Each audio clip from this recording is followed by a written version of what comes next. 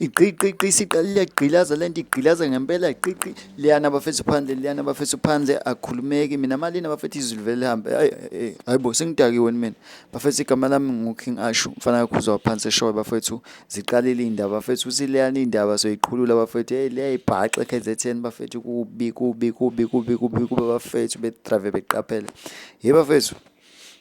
ingane yeBhova nengane yendidane intombazane yeBhova nentombazane yendidane zithi zizosungula iqembu elisha abalami bami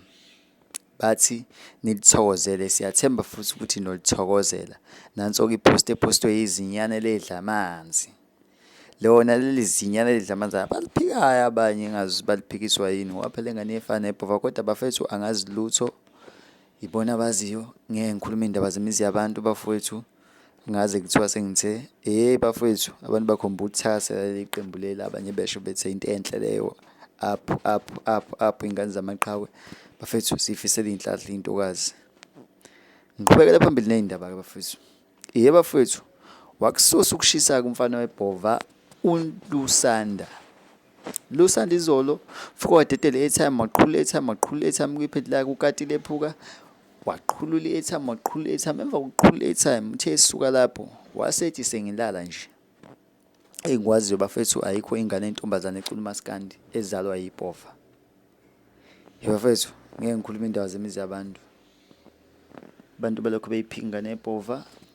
thina ngokubuka sibona ifana nalo okuningi ngeke asikwazi bafuthu ukuthi kanjani kodwa nje bona bayiphika ngoba akusiyena ukuqala uLusanda oyiphikayo nolentuzana nabafana baMgqumeni basho ukuthi cha hayi asiyazi yayingekho emncwabeni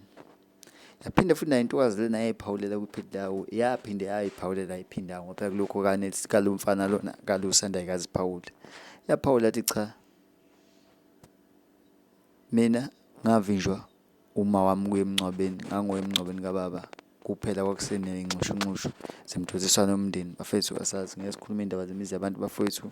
ngesisho lutho ibona abaziyo